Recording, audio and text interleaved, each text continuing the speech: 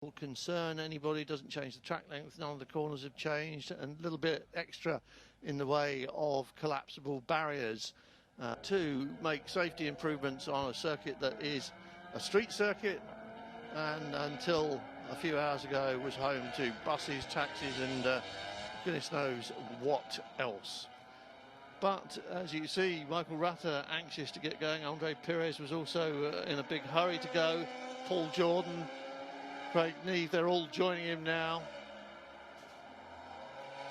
This session is the one where you ride round and remind yourself what it's like. Your muscle memory comes back to you with a bit of luck. And by the end of this hour, in theory, the track layout should be a reflex again for those who've been here many times and should be familiar to those who are on their second or third visit perhaps. Very difficult layout here at Macau. It's a very challenging circuit to race on. It's divided into 4 sectors now instead of 3.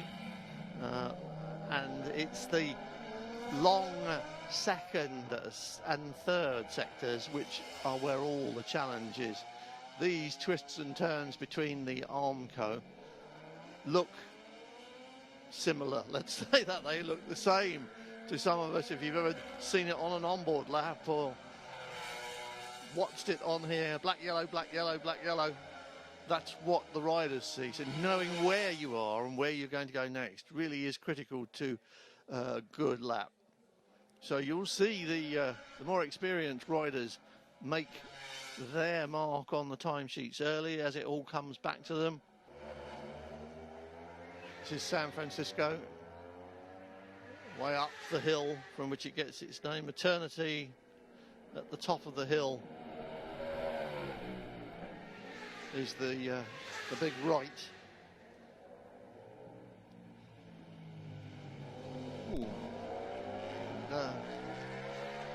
Cameramen getting their eye in as well. This is their first look at action on the racetrack as well. Don't forget, they've been setting up for the last few days, but they've been looking at buses by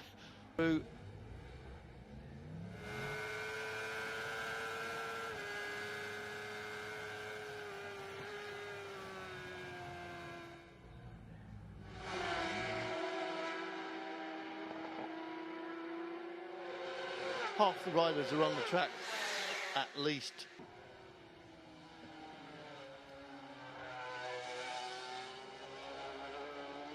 A lot of greens, as you can see on the timing screen, which means that everybody is improving.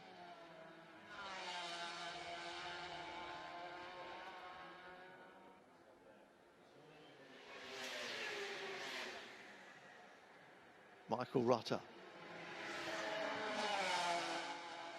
You can hear that even in a pack, can't you? And you can tell it's Michael Rutter. Just watching the way he rides, so smooth and tidy. No feet down for Rutter.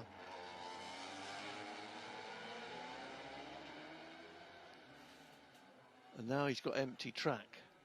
So let's have a look. John McGuinness is the fastest with a 2:31 now. Gary Johnson has finally got into pit lane. Horst Seiger currently in 3rd place. Peter Hickman is 4th at the moment, but he's purple in Sector 2 and Sector 3. And he's about to finish Sector 4. So Peter Hickman could well change the way this leaderboard looks.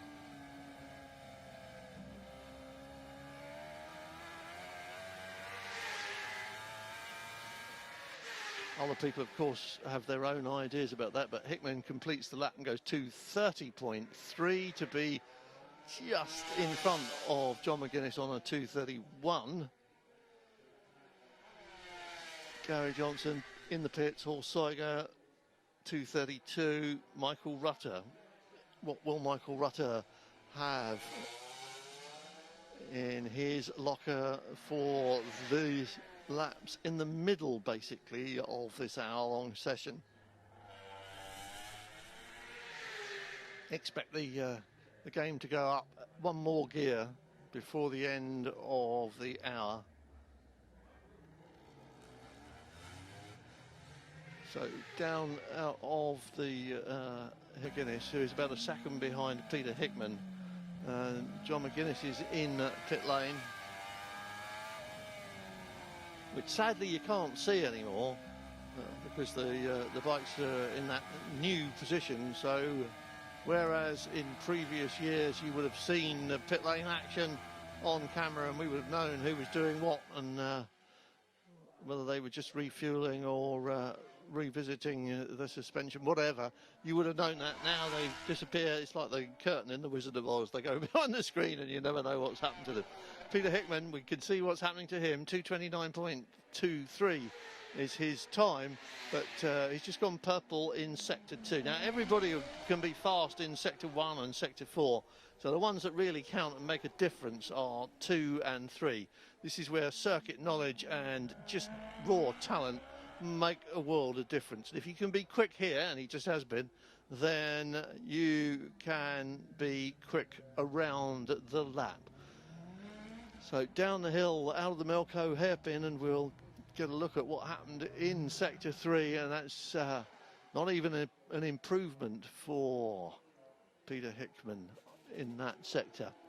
So what we've seen before is riders sandbagging just a little bit in previous years and just not putting their fastest lap together until the very end of a session. So purple in sector 2, back off and have a look around sector 3, come back and go 4.5.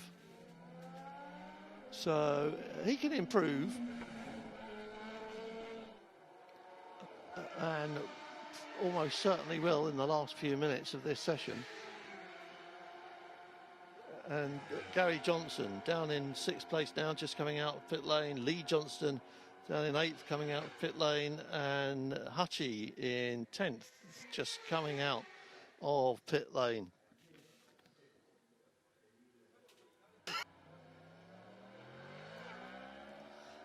10th place for Hutchie on every leaderboard this week could be a fine thing to say. Lo Johnson, Horse Tiger, John McGuinness and Michael Rutter. That's your top 5 at the moment. Gary Johnson 6th, as we say. As well as downhill, as well as corners. So there's plenty to do until you come back out onto the sea walls. They come out of the Macau hairpin, down Blacktan's Hill, they turn right at Fisherman's, and then this is the final corner on the circuit. Arbend, the reservoir, and the reservoir's there, that defines it. And also see the reaction, because the oohs and ahs just go on all day long. So it is one for the bucket list, has to be said. It's in shadow at the moment because the morning sun hasn't quite lifted high enough to light up all the streets, but you can see it's a glorious day, and there's plenty more to do besides the racing, but this is what you should be here for. Shall we say he is the favourite now for a 4th win? I think you've got to say that. He probably was that arriving here, because we're back in 8 hours, 4 o'clock local time. So